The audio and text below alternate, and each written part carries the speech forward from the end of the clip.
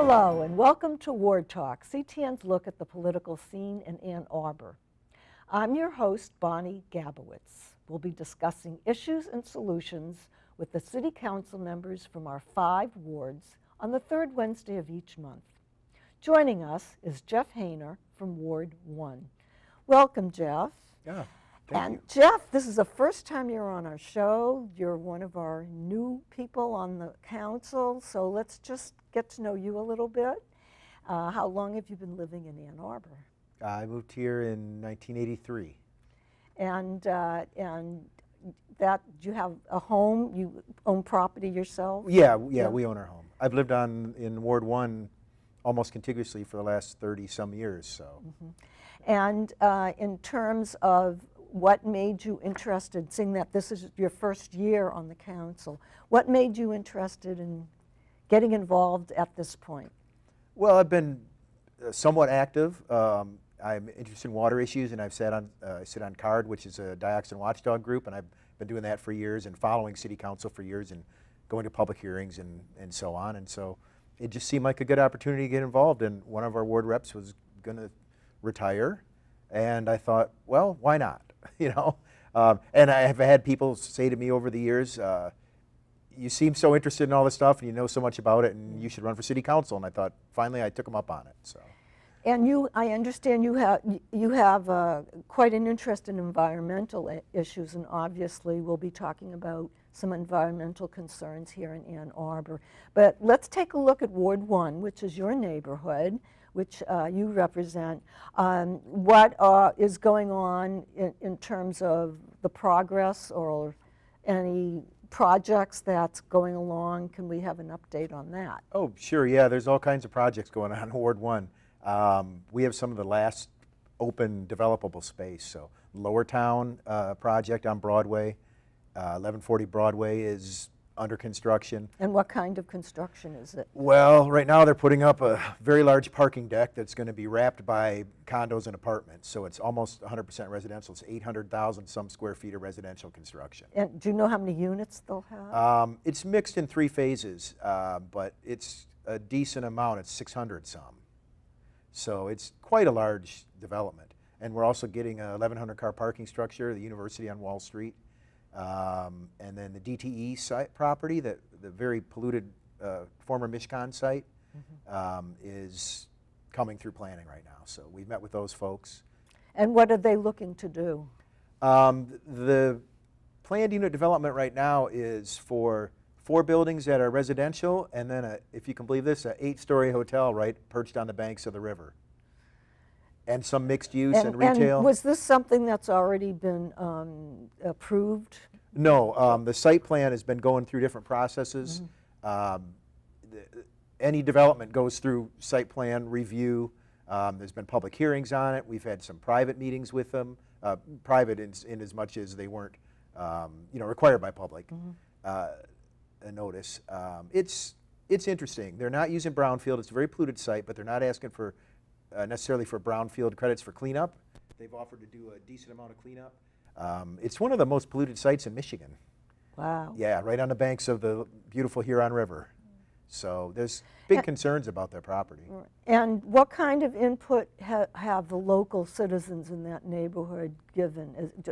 Have they had any meetings to discuss the plan at this point, or does that come later? Yeah, the developer and a development group that represents the property owner had a series of design charrettes to seek community input on what wanted to go on there. And the site plan has changed a little from those first ones. And I attended a handful of those, and it was, as far as community input goes into a project, it was reasonably robust. So I've been to a lot of those where. And what were their major concerns at those meetings? Well, that it's too much development for the space is concerns because it's already a very traffic bogged area. That it respects the river. There's a lot of concerns about the greenway stormwater issues, floodplain issues. Actually, for that development to proceed, the FEMA has to grant a variance of a map drawing, because if you look at the actual site plans that are hanging down at City Hall, the old center line of the Huron River is right through the center of that property. And So it sounds like they have a lot of hoops to jump through at this point. yes, and I hope that all the parties concerned with water engineering and stormwater management do their due diligence for the sake of the community. So it's a very active site. They're going to cap some of the pollution and build on top of it. So there's a lot going on with that property, and you know those are two critical properties to that side of the river. So you know I hope that this one will make up for what Lower Town kind of is lacking. And is there anything else going on in your ward that we can talk about? Sure. What do we have This is going your chance. on? Yeah. Well, we have a lot of new development, and it's creating some interesting infrastructure issues. We have sidewalk assessments moving forward for the North Side School, now A2 STEAM, which is a K through 8 school now and fully functioning K through 8 now. So traffic to that school has grown considerably, and so there was a Safe Routes to School sidewalk plan to try and get kids there without driving, first and foremost, to encourage exercise, and also to potentially fill sidewalk gaps that the city has. And there's a lot of them on the north side. We're having it up on Duvarin too, a conversation about sidewalk gaps, because the assessments can be pretty onerous for some homeowners, especially longtime homeowners. In other words, when they do these improvements, the individual homeowners are assessed for the... Yes, Ooh. by the linear foot. And it's between $40 and $80 a linear foot. It's, each sidewalk square is 5 linear feet. They're 5 by 5. And is this considered part of their tax? No, it's a special assessment. And so if you have a double lot or a corner lot or a long, you know, some of the platting had, you know, would leave these old properties where they have a very long run. There's been assessments, you know, anywhere from 150 where you just are part of a shared assessment to $8,000–$10,000 for some homeowners. And so the city council has, we are allowed to, the city offers a loan for the loan to the homeowner. You can take as long as the city council sets to pay it back. So on the books now, we're going to look at the whole assessment and sidewalk gap project and process in the next couple years as part of our pedestrian safety efforts. But we're going to also, the least we can do is spread that payment out as long as possible. And the law says it's as long as the life of the infrastructure, and sidewalks last a long time. So we may be, you know, if you have a $1,000 assessment, you may have 25 years to 50 years to pay it. And I feel like it's the least we can do. So, yeah. Well, what's the least that has to be done? In other words, if you have some choices as to how involved you want the improvements to be and how much more money you need to spend, what's the absolute minimum that absolutely has to be done? Well, the city's prioritized sidewalk gaps because they're a legitimate part of our transportation network, obviously. And so we were trying to fill these gaps in a priority way. There's a bunch on Pontiac Trail now. There was one from Pontiac to you know, various park entrances, and so we need to provide connectivity. So they've ranked the sidewalk gaps, and we're going through and slowly getting to them as best we can within the limits of our construction seasons. But there's hundreds and hundreds of miles of sidewalk missing. As you know, some neighborhoods don't have any at all. And so, you know, we'll see. It's a long process and expensive. And I'm not a fan of impermeable surfaces. And so it has an effect with utilities, utility easements, stormwater issues. So there's a lot going on with just sidewalks. It's complicated. It is complicated. Yeah. I mean, it's interesting though. We just got our budget book, and you know, it's pretty thick, and the city prints both sides to save paper. But it's still thick. Yeah. Well, I don't know if it's 440 million thick. I think we're missing some detail in that budget overview. So we'll see, because it's a big, you know, it's a big corporation. Okay, great. Anything else going on with your particular ward before we move on to the city? Well, there's some good projects going in at Leslie Science Center. It's been real active. Yeah, I don't know. I mean, the Argo Cascades and the river are getting ready to open up. So that's always exciting. It brings a lot of traffic to the neighborhood, and that's been a really great thing for the neighborhood. North Main corridor, North Main's getting resurfaced in a couple years, and so they're working with residents and homeowners and business owners on North Main to coordinate with the city so we can get our city infrastructure needs out of that, and some sorely needed improvements to provide access to the river. And also there's 2 railway crossings being considered to connect the border trail, which a good deal of runs through the north parts of First Ward. And so, is there a committee that works specifically on that project? Border to border? Well, they're a very robust nonprofit themselves, but they also work with MDOT and the county and the various municipalities it runs through. So they are fundraised to put in the actual first build, and then the various municipalities assume the responsibility for maintaining it in the future. But it's really needed. I mean, it's they say when it's complete, it's going to be one of the best ones in the country. So. Wow. Yeah. But this is a very long-term project. Yeah, we're getting close to closing our gap. There's about 1 mile left in Barton, Barton Park, up on the extreme northwest part of Ward 1, and that's it. So a couple million and a mile away, and we're done. Great. Yeah, it's been going on forever. Well, you've really wrapped up a lot of good updated information on your particular ward. And when we do come back, we're going to talk about the whole city and big city issues. Okay? Great. Great. We want to hear from you, so please email us questions to ctn@a2gov.org or tweet us at #CTNAnnArbor. We're taking a break, and when we come back, we'll be talking with Jeff Hayner from Ward 1.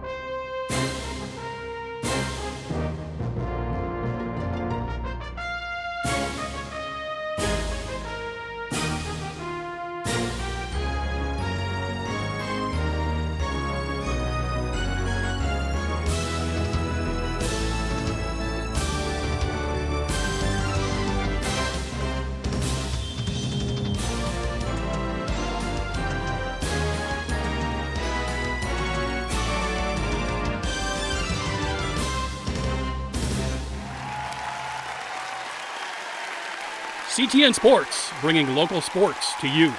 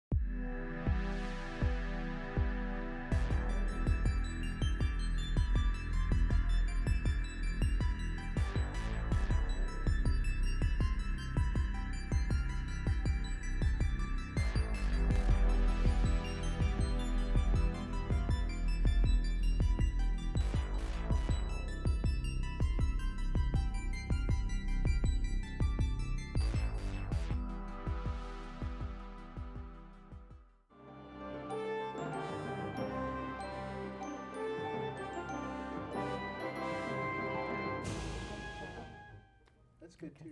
Yeah. Hi, I'm Bonnie Gabowitz, and this is Ward Talk. We're talking with Jeff Hayner from Ward 1. Jeff, we learned so much about what's been going on. You've given us great updates on Ward 1. Let's talk about the city now because so much is going on. I know you have particular interest in what's going on with our environment and the water issues, and of course some things have been coming up. But we just don't get enough news to really know all the details, so I'm hoping you'll fill us in. Well, yeah, there is a lot going on with water. So one of the other reasons I ran for city council was to, I've been advocating for the Gelman Plume cleanup and for around water issues for a long time.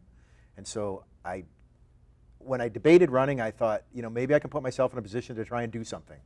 And so I happily got elected. And you know, we are going to do something. So there's going to be action on the Gelman plume, the dioxin plume. And just to ask you, that plume problem has been going on for since I was in college. For so over more than a years, decade. 40 years. Decades. Oh, decades, yeah. So Dan Bicknell discovered it in the 1980s.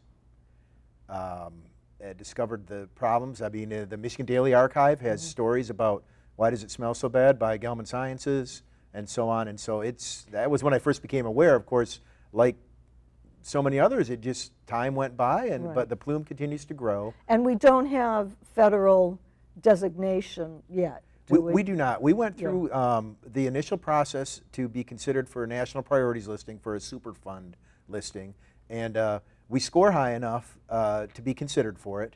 I mean, essentially, it's like so many things, it's involved. But essentially, we weren't put into that process to get a listing because, well, basically the governor didn't sign the letter that said, I agree. And so MDEQ has oversight. Now the EPA has oversight also. And, you know, this prohibition zone is being maintained more or less. But MDEQ, I mean, I'm very hopeful that there's changes in Lansing. Under Governor Snyder, the former governor, MDEQ was reorganized, and there were 6 priorities, and protecting the environment was 4th on the list. And so, and is that changing now? It is with the new changing governor? now. And so, I mean, I don't think it's so. We're looking at all kinds of different approaches to clean up the Gelman plume. We have all the data we need. We could use more monitoring wells. The CARD group and Allen Creek Watershed Group and other advocates in the environmental advocates, the Huron River Watershed Council and so on, but especially lately the Allen Creek folks, which ties in with the tree line. So we have demanded and received from DEQ groundwater sampling and groundwater testing and soil testing in Vets Park and West Park and the Old West Side and really in the city. And how often do they test the same area? They just started, and so it's recurring tests. Tests are performed on monitoring wells continuously all around the plume, all the perimeter of the plume. And we get the MDQ updates and the results of those. We had some below non-detect, what they consider non-detect levels at our intake and in our outflow of the plant, our water treatment plant. It's the first time it's ever been actually in our pipes and through our pipes, and it was such low readings that we're not sure if it was an anomaly because of testing, or it's the same kind of thing that wastewater treatment has full of dioxin because of consumer products. So it's a very pernicious chemical, but the plume is my focus, and we have new folks in Lansing, not only the government, but the Attorney General's office, which is critical because the state of Michigan is bringing this case against the polluter. And we have polluter pay laws in Michigan that let polluters skate. And so our local representatives have introduced polluter pay laws, and Senator Jeff Irwin has worked on that, and we were talking at Hash Bash and so on about Gelman and some other things. And I'm just delighted to report that we're getting some results from the AG's office, and we're actually going to be meeting with Attorney General Nessel in the first week of May to discuss various options moving forward. Right. So the city could clean it up. It's a $30 to $50 million cleanup. I was hoping there'd be environmental bonds at the state level available for us. There was some talk before we got Governor Whitner's budget that there was going to be $1 billion worth of environmental bonds available to local communities.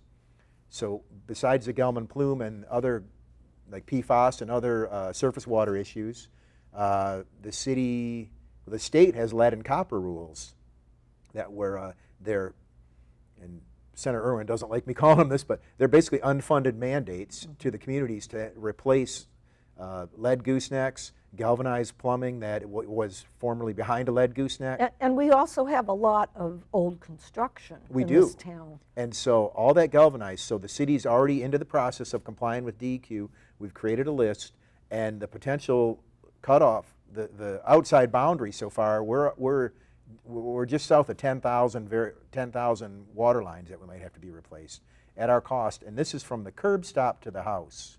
So this isn't right away. This is private water lines. And this is a big project. Yeah, very big project.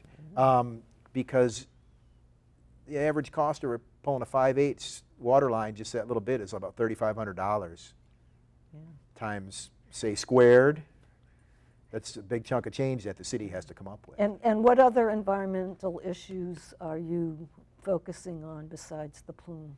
Well, our Office of Sustainability, I'm interested in zoning issues also, and so we're hoping to create some new types of zoning that address form and also address environmental issues. And let me just clarify something. When we talk about zoning issues, does the city have total control over what they can create in their parameters of what's allowed, or do they have to follow some kind of federal guidelines? Well, there's state law that defines our zoning. But you do have some flexibility in some areas. We do. And it needs to be applied uniformly to all once the zoning designation is made for a parcel.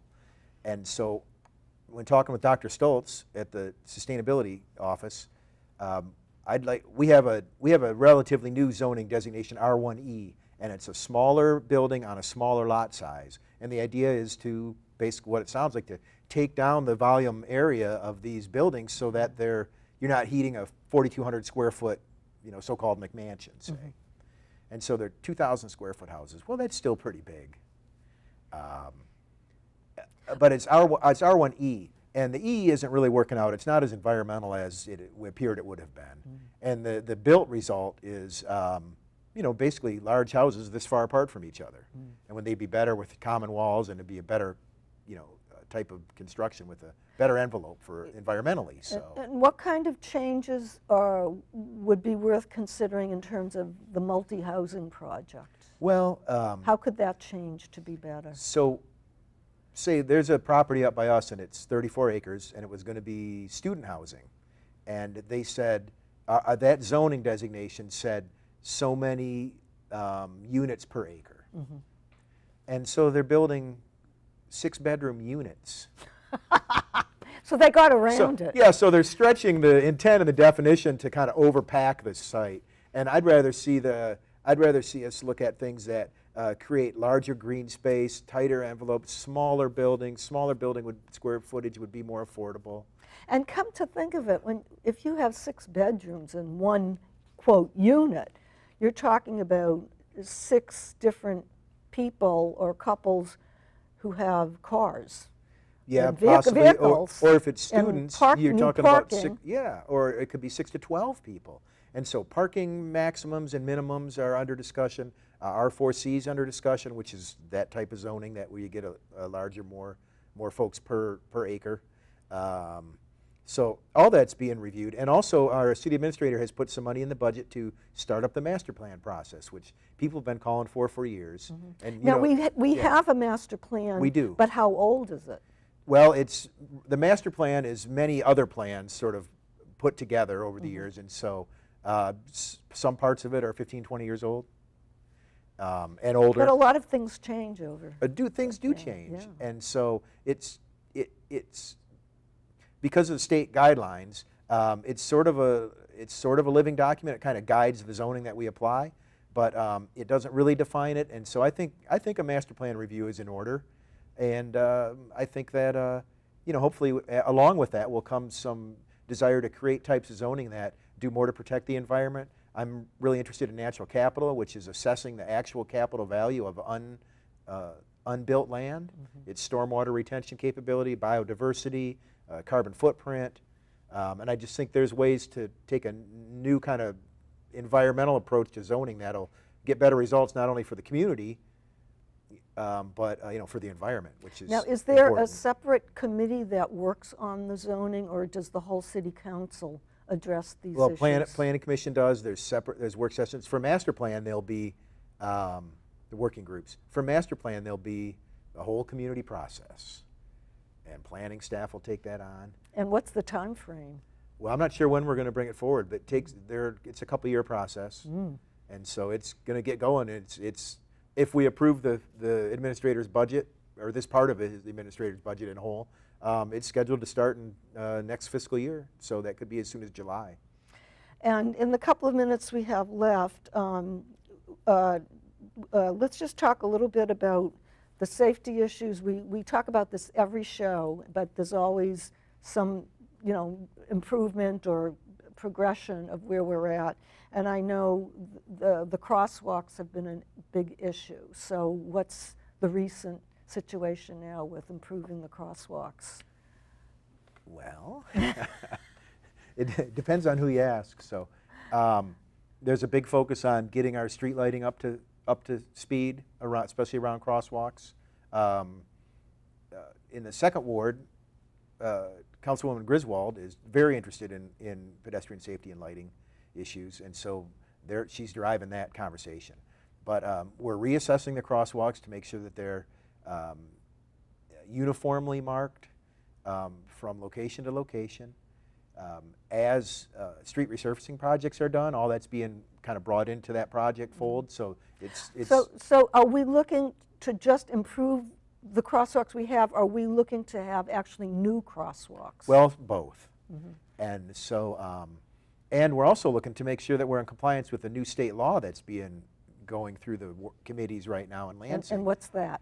Well, it's almost like ours, except the state law says yield for pedestrian in a crosswalk, and ours says stop at or approaching. Right. And you're reevaluating that, aren't you? Yeah, I think it will be reevaluated, especially because when we have a city like Ann Arbor that has so many people from all over the state coming, and if the state has one, we're one of the few states who doesn't, it will benefit us all. And so we've had some leadership in that area, and we're going to continue to, and hopefully for the benefit of all road users. The more people on the roads, the more dangerous it gets, and so share the road, people. Well, right? Jeff, you've really enlightened us on some really important issues, and I appreciate your going in depth with some of these particular topics, and I look forward to seeing you again. And thank you for being on our show. Oh, you're welcome. It goes so quickly. And remember to join us for a new episode every third Wednesday of the month. We want to hear from you, so please email us at ctn@a2gov.org. Attention, Ward Talk. You can also follow CTN and ask questions on Twitter at twitter.com/CTN Ann Arbor. We'll make sure to include your questions. For Ward Talk, I'm Bonnie Gabowitz. Until next month.